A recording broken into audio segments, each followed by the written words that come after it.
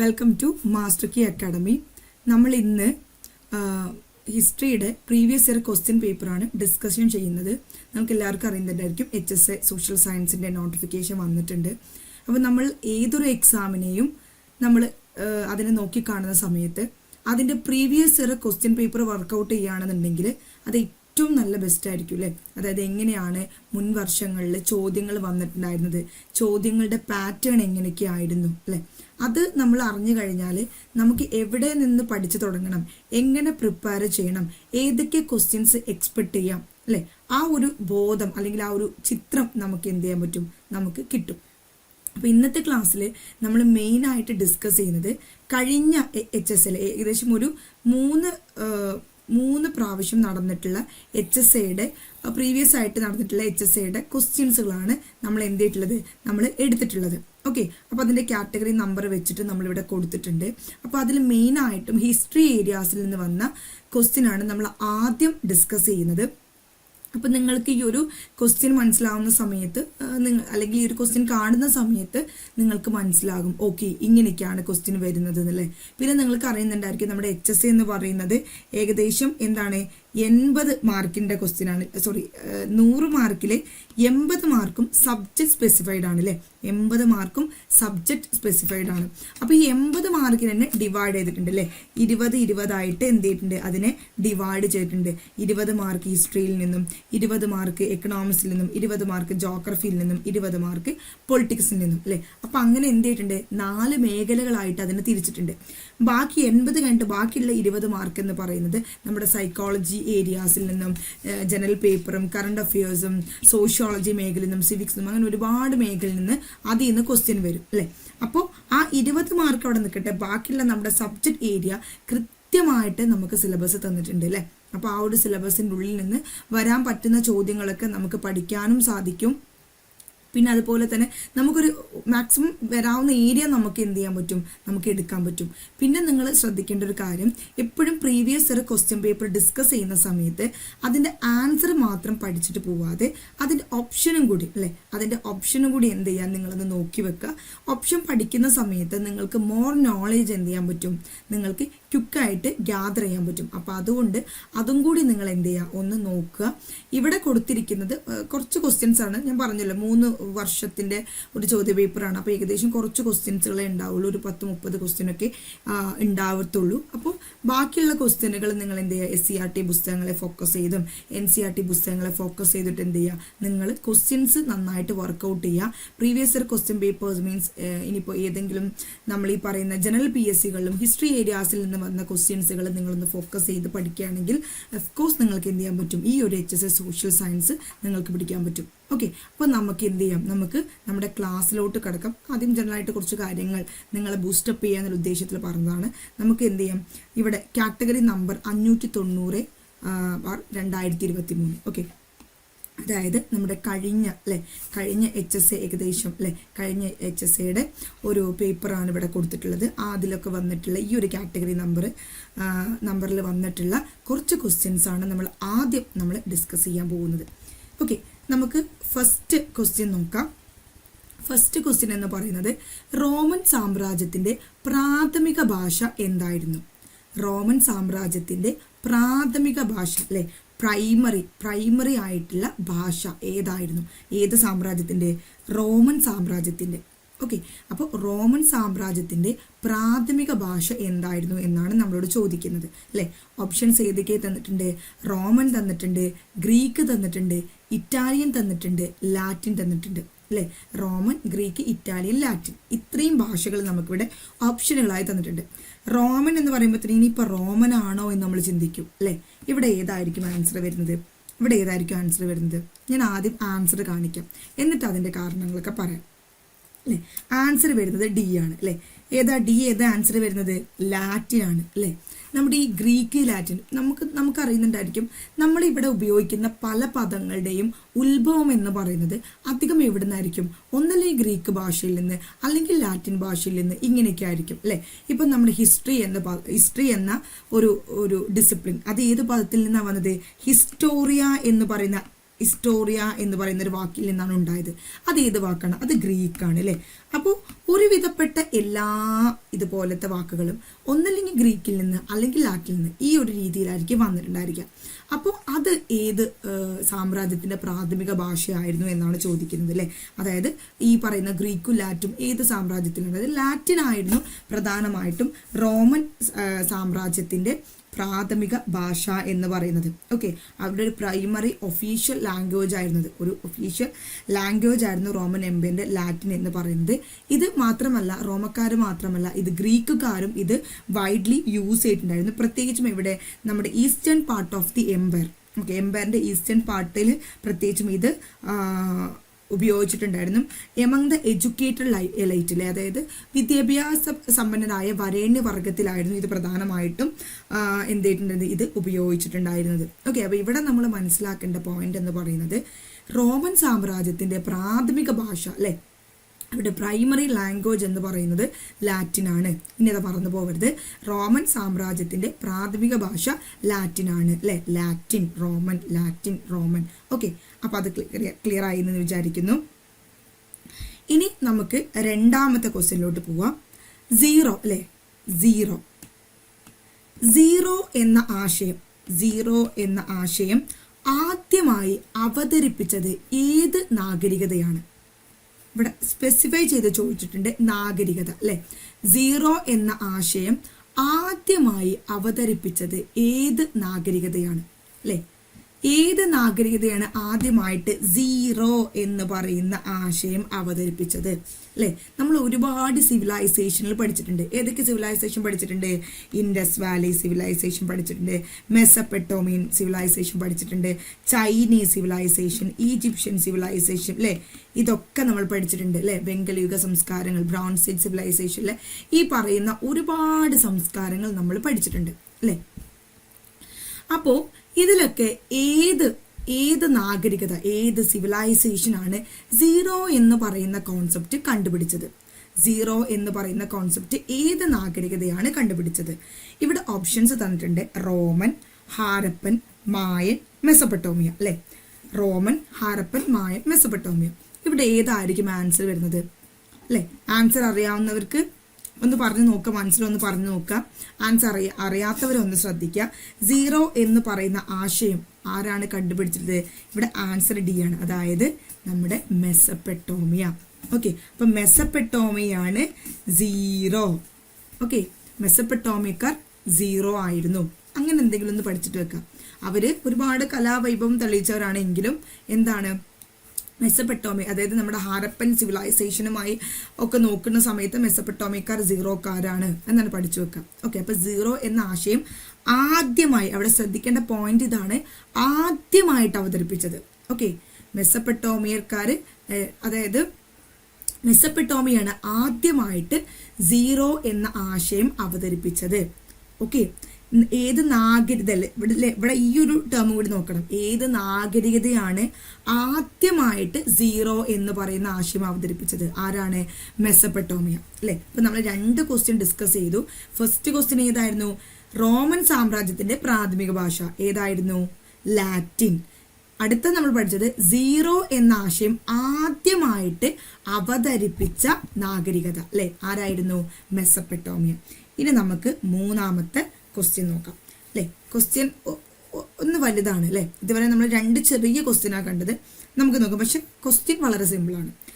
സമൂഹത്തിലും സംസ്കാരത്തിലും ചെലുത്തിയ സ്വാധീനം മൂലം മനുഷ്യ ചരിത്രത്തിലെ നാഴികക്കല്ലായി കണക്കാക്കപ്പെടുന്നത് ഏതാണ്? എവിടേക്കാണ് സ്വാധീനം ചെലുത്തിയിട്ടുള്ളത്? സൊസൈറ്റിയിലും കൾച്ചറിലും, സമൂഹത്തിലും സംസ്കാരത്തിലും ചെലുത്തിയ സ്വാധീനം മൂലം മനുഷ്യ ചരിത്രത്തിലെ നാഴികക്കല്ലായി കണക്കാക്കപ്പെടുന്നത് ഏതാണ്? ഗ്രീക്കോ റോമൻ ആണോ, വെങ്കലയുഗ സംസ്കാരമാണോ, നവോത്ഥാനമാണോ, മുകളിൽ പറഞ്ഞവയെല്ലാം ആണോ അല്ലെ? ഗ്രീക്കോ റോമൻ ആണോ, വെങ്കലയുഗ സംസ്കാരമാണോ, നവോത്ഥാനമാണോ, മുകളിൽ പറഞ്ഞവയെല്ലാം ആണോ? ഏതായിരിക്കും?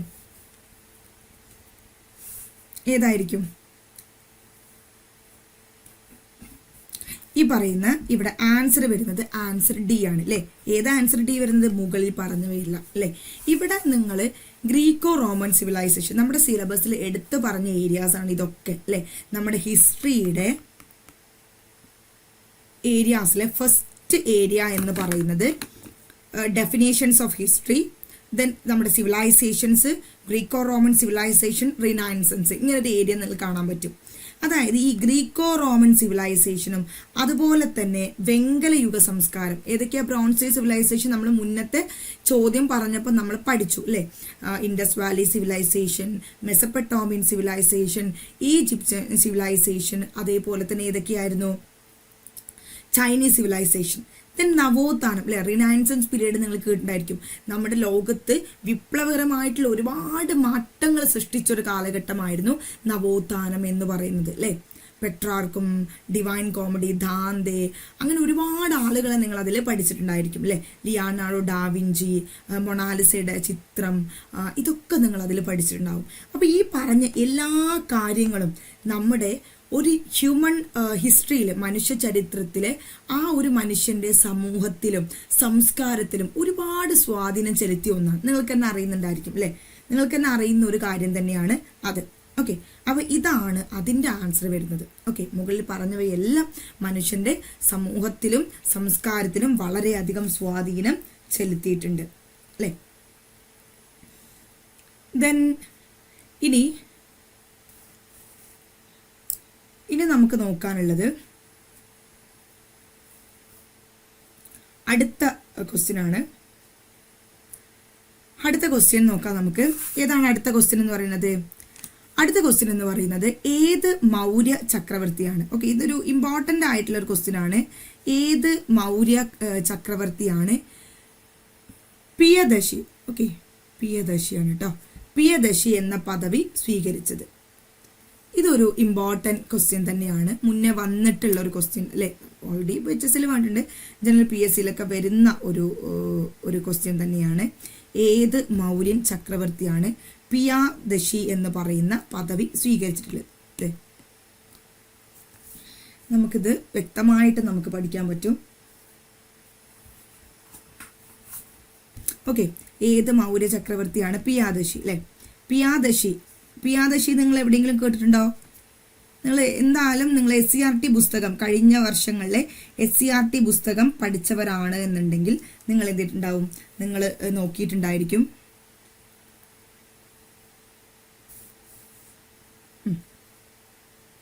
പിയാദശി അല്ലേ, ആരായിരിക്കും?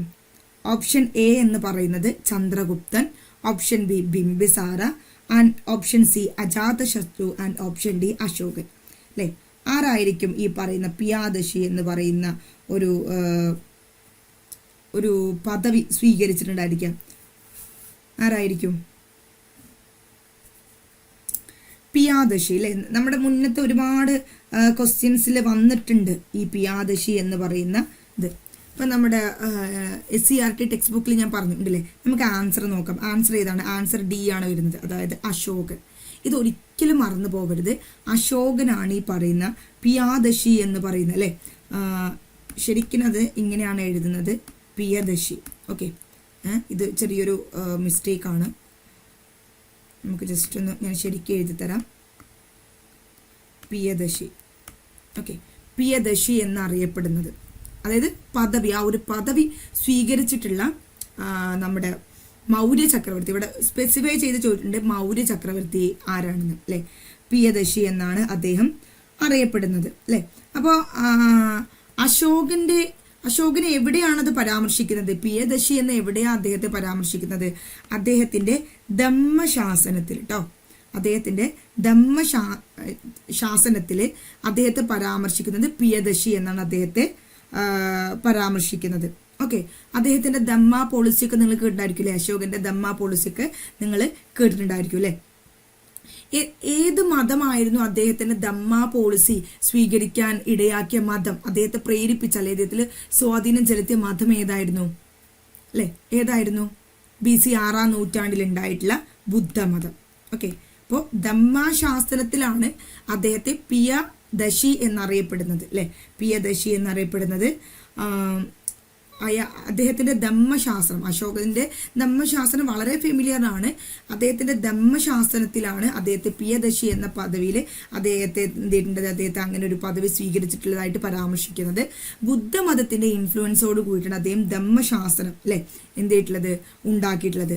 ദെൻ അദ്ദേഹത്തിന്റെ ഈ പറയുന്ന ഈ ധർമ്മം അല്ലെ, ധമ്മ മീൻസ് സംസ്കൃത ഭാഷയിൽ അതിനെ ധർമ്മം എന്നാണ് പറയാ അല്ലെ, സാൻസ്ക്രിറ്റ് ലാംഗ്വേജില് ധർമ്മം അല്ലെ.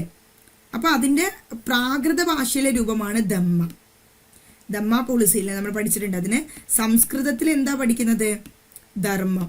അതിന്റെ പ്രാകൃത ഭാഷയിലാണ് ധമ്മ എന്നറിയപ്പെടുന്നത്. ഓക്കെ, സംസ്കൃത ഭാഷയിലെ ധർമ്മം, പ്രാകൃത ഭാഷയിലെ ധമ്മ. ഓക്കെ, ദെൻ നിങ്ങൾക്ക് അറിയുന്നുണ്ടായിരിക്കും നമ്മുടെ മൗര്യ പീരീഡിനെ കുറിച്ച് നിങ്ങൾ കേട്ടിട്ടുണ്ടായിരിക്കും അല്ലെ. അപ്പോൾ മൗര്യ പീരീഡ് എന്ന് പറയുന്നത് ഈ പറയുന്ന പോലെ തന്നെ ചന്ദ്രഗുപ്ത മൗര്യനും അതുപോലെ തന്നെ നമ്മുടെ ബിന്ദുസാറിനൊക്കെ ശേഷമാണ് അശോകൻ അല്ലെ എന്ത് ചെയ്യുന്നത്, ഇതിൽ നമ്മുടെ ഈ ഒരു മൗര്യ ചക്രവർത്തിയായിട്ട് വരുന്നത്. ഓക്കെ, അപ്പൊ ഇത്രയും കാര്യങ്ങളാണ് നമുക്ക് ഈ പറയുന്ന കാര്യങ്ങളൊക്കെ പറയാനുള്ളത്. ഇത്രയും കാര്യങ്ങളാണ് നമുക്ക് പറയാനുള്ളത് ഈ ഒരു ക്വസ്റ്റ്യനുമായി ബന്ധപ്പെട്ട്. അപ്പോൾ പ്രിയദർശി എന്ന പദവി സ്വീകരിച്ചത് ആരാണ്, അശോകനാണ് എന്ന് മനസ്സിലാക്കി വെക്കാം. അദ്ദേഹത്തിന്റെ ധമ്മാശാസനത്തിലാണ് അദ്ദേഹത്തെ ഈ ഒരു പദവിയിൽ പരാമർശിച്ചിട്ടുള്ളത്. ധമ്മാശാസനം അദ്ദേഹം ആരംഭിക്കാൻ ഇടയായ മതം എന്ന് പറയുന്നത് ബുദ്ധമതമാണ്. ധർമ്മം എന്ന് പറയുന്ന സംസ്കൃത പദമാണ് പ്രാകൃത ഭാഷയിലെ ധമ്മ എന്നറിയപ്പെടുന്നത്. ഈ 3 കാര്യങ്ങൾ കൂടി അതിൽ നിങ്ങളൊന്ന് മനസ്സിലാക്കി വെക്കാം.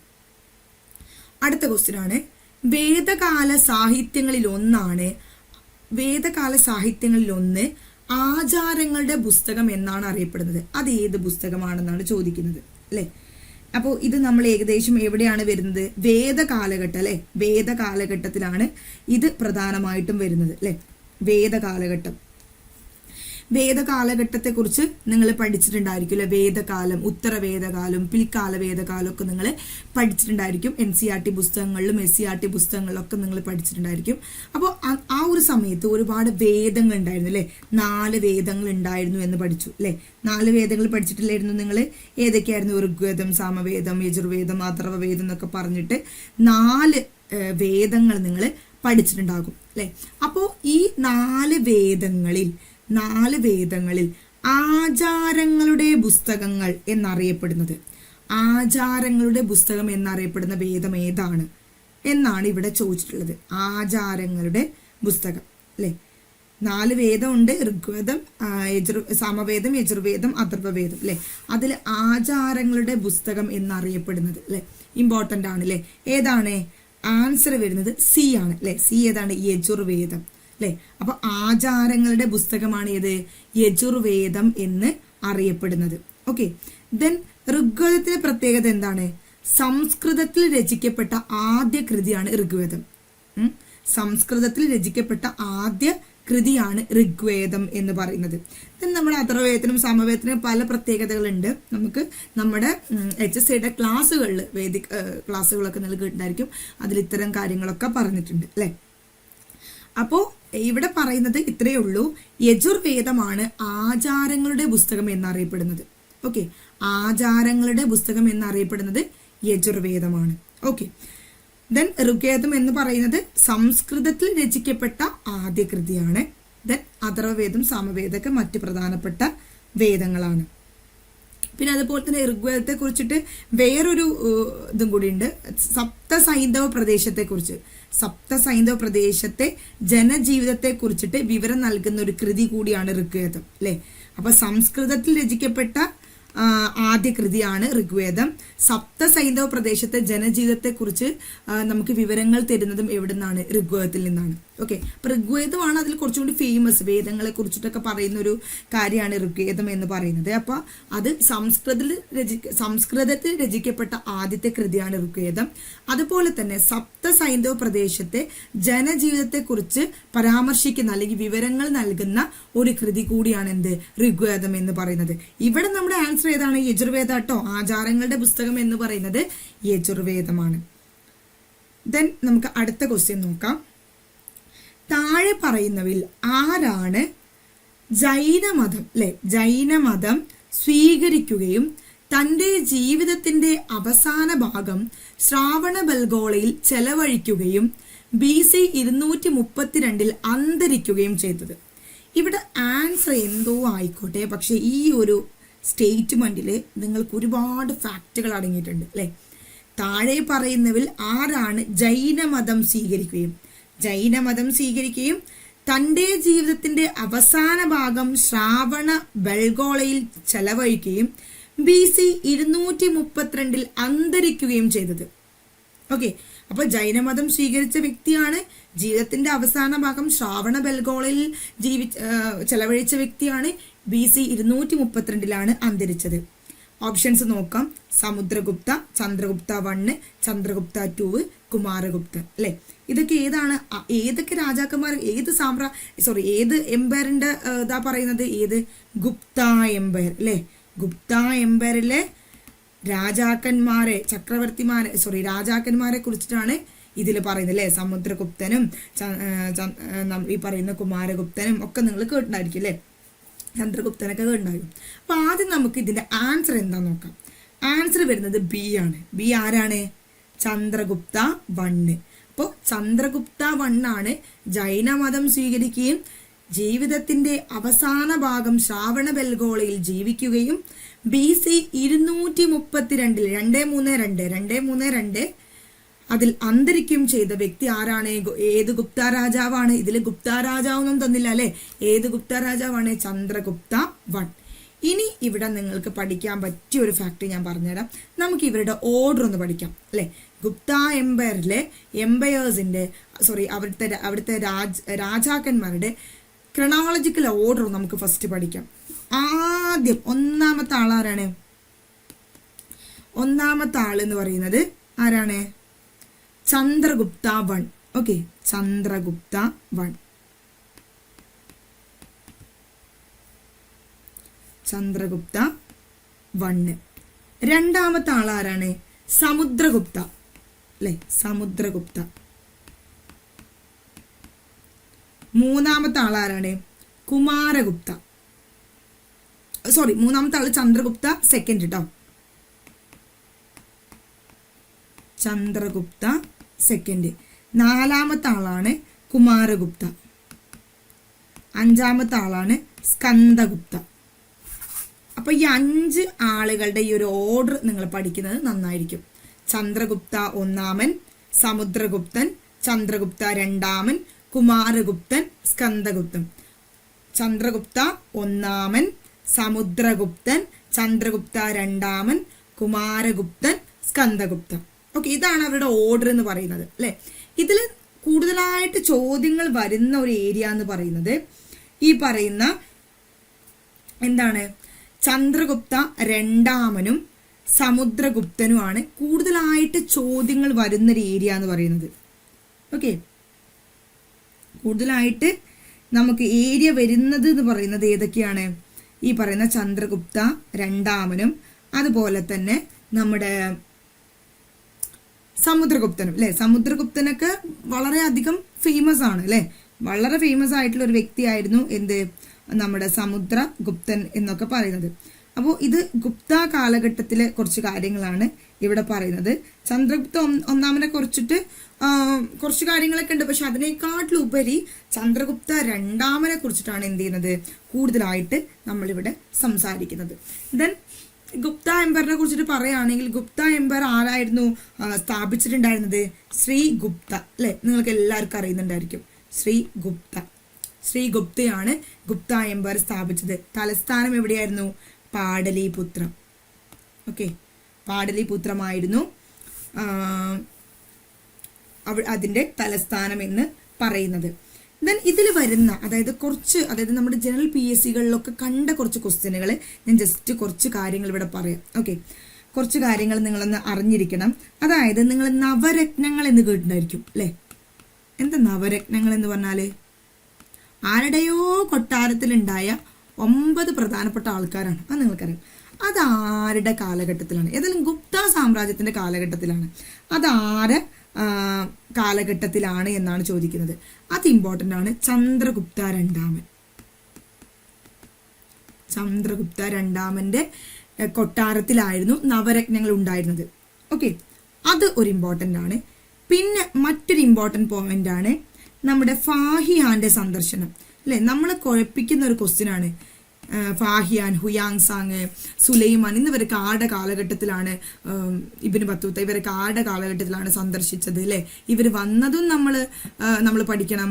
ഇവർ ആരെ കാലഘട്ടത്തിലാണ് വന്നതെന്ന് പഠിക്കണം. ഇവർ എന്തൊക്കെ കോൺട്രിബ്യൂഷൻ നൽകുന്നത് എല്ലാം നമ്മൾ പഠിക്കേണ്ട അവസ്ഥയാണ്. അല്ലേ, അപ്പൊ നമുക്ക് തോന്നി ഇവരൊന്ന് വരാതിരുന്നാൽ മതി എന്ന് വരെ തോന്നിപ്പോവും. അല്ലെ, അപ്പോൾ ഫാഹിയാന്റെ സന്ദർശനം ഇതൊക്കെ വളരെ ഇമ്പോർട്ടൻ്റ് ആയിട്ടുള്ള ജനറൽ PSCകൾ എപ്പോഴും വരുന്നൊരു ഏരിയ ആണ് കേട്ടോ. അപ്പോൾ ഫാഹിയാന്റെ സന്ദർശനം ആരുടെ കാലഘട്ടത്തിലാണ്? അതും ചന്ദ്രഗുപ്ത രണ്ടാമന്റെ കാലഘട്ടത്തിലാണ്. ഇനി മറ്റൊന്ന് ശകാരി. കേട്ടിട്ടുണ്ടോ നിങ്ങൾ ശകാരി എന്ന് പറയുന്നൊരു വാക്ക്? ശകാരി എന്നറിയപ്പെടുന്ന രാജാവ്, ഗുപ്ത രാജാവ് ആരായിരുന്നു? അതും ആരാണ്? ചന്ദ്രഗുപ്ത രണ്ടാമൻ. ഓക്കെ, ചന്ദ്രഗുപ്ത രണ്ടാമൻ. മറ്റൊന്നാണ് ദേവരാജൻ. അത് പ്രധാനമായിട്ടും സാഞ്ചി രേഖകളിലാണ് കേട്ടോ. സാഞ്ചി രേഖകളിൽ ദേവരാജൻ എന്നറിയപ്പെടുന്ന ഗുപ്ത രാജാവ് ആരാണ്? ചന്ദ്രഗുപ്ത രണ്ടാമൻ. ആക്ച്വലി നമ്മുടെ ആൻസർ ഇവിടെ ചന്ദ്രഗുപ്ത ഒന്നാമനാണ്. പക്ഷെ ഞാൻ പറഞ്ഞില്ലേ, നമ്മൾ ഏറ്റവും കൂടുതൽ പഠിക്കേണ്ട രണ്ട് വ്യക്തികളാണ് ആര്? സമുദ്രഗുപ്തനും ചന്ദ്രഗുപ്ത രണ്ടാമനും. ഓക്കെ, അപ്പോൾ നമ്മൾ എന്താണ്, നമുക്ക് സമുദ്രഗുപ്തനെ കുറിച്ച് ചിലപ്പോൾ നിങ്ങൾ ഒരുപാട് പഠിച്ചിട്ടുണ്ടായിരിക്കും. അല്ലെ, ചന്ദ്രഗുപ്ത രണ്ടാമനെ കുറിച്ച് നമ്മൾ പഠിച്ചിട്ടുണ്ടായിരിക്കും. പക്ഷെ നമ്മൾ ഈ ഒരു ക്വസ്റ്റ്യൻ വന്ന സമയത്ത് ചന്ദ്രഗുപ്ത ഒന്നാമനും രണ്ടാമനും നിങ്ങൾക്ക് കൺഫ്യൂഷൻ ആയി പോകും. അപ്പൊ അതുകൊണ്ടാണ് രണ്ടാമനെ കുറിച്ച് കൂടുതൽ കാര്യങ്ങൾ നമ്മൾ പറഞ്ഞത്. രണ്ടാമനായിരുന്നു ഭയങ്കര സംഭവം.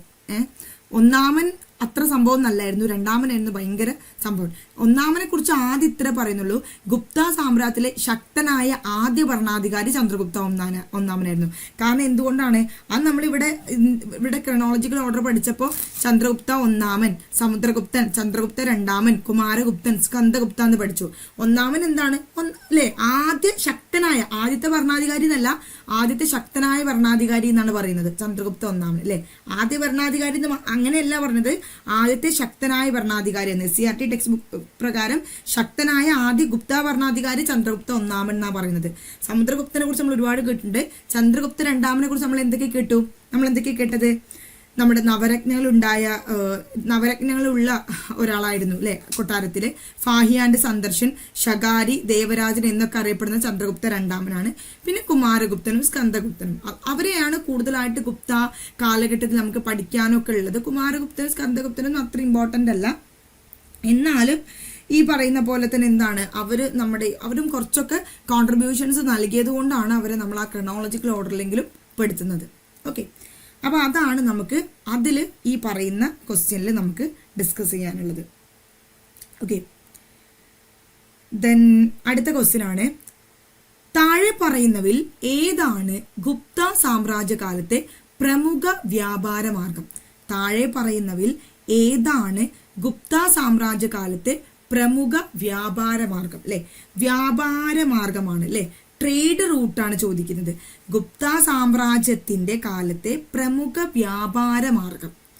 ഓപ്ഷൻ എ പടിഞ്ഞാറൻ റൂട്ട്, ഓപ്ഷൻ ബി കിഴക്കൻ route, option C trans Asian route, option D Grand Trunk Road. അല്ലെ, അപ്പൊ ഏതാണ് ഇവിടെ പ്രധാനപ്പെട്ടത്? നമുക്ക് ആൻസർ നോക്കാം. ആൻസർ വരുന്നത് എ ആണ്. അല്ലെ, ഏതാണ്? പടിഞ്ഞാറൻ റൂട്ട്. അപ്പോൾ അതൊന്ന് മനസ്സിലാക്കി വെക്കുക. ഇതൊക്കെ നമ്മുടെ പ്രീവിയസ് ഇയറിൽ ചോദിച്ചൊരു ക്വസ്റ്റ്യൻ ആട്ടോ. ഗുപ്ത സാമ്രാജ്യ കാലത്തെ പ്രമുഖ വ്യാപാര മാർഗം. അപ്പൊ ഇതിൽ നിന്ന് നിങ്ങൾ ഉരുത്തിരിഞ്ഞു വരേണ്ടത് എന്താണ്? ഇപ്പൊ മൗര്യ കാലഘട്ടം, ഗുപ്ത കാലഘട്ടം, വർദ്ധന്റെ കാലഘട്ടം, ഹർഷവർദ്ധൻ അല്ലെ, വർദ്ധ സാമ്രാജ്യം, അങ്ങനെ ഒരുപാട് പല സാമ്രാജ്യങ്ങളും ഒക്കെ നിങ്ങൾ പഠിച്ചിട്ടുണ്ടായിരിക്കും. അപ്പൊ ആ സാമ്രാജ്യത്തിനൊക്കെ വ്യാപാര മാർഗങ്ങൾ പ്രധാനപ്പെട്ടതാണെങ്കിൽ അത് നമ്മൾ നോക്കി വെക്കണം എന്നാണ് ഈ ഒരു ക്വസ്റ്റ്യൻ കൊണ്ട് അർത്ഥമാക്കുന്നത്. അല്ലെ, അപ്പൊ ഗുപ്ത സാമ്രാജ്യം നമ്മൾ പഠിച്ചു കഴിഞ്ഞു, പടിഞ്ഞാറ് റൂട്ടാണ് നമ്മൾ പഠിച്ചു കഴിഞ്ഞു. ഓക്കെ.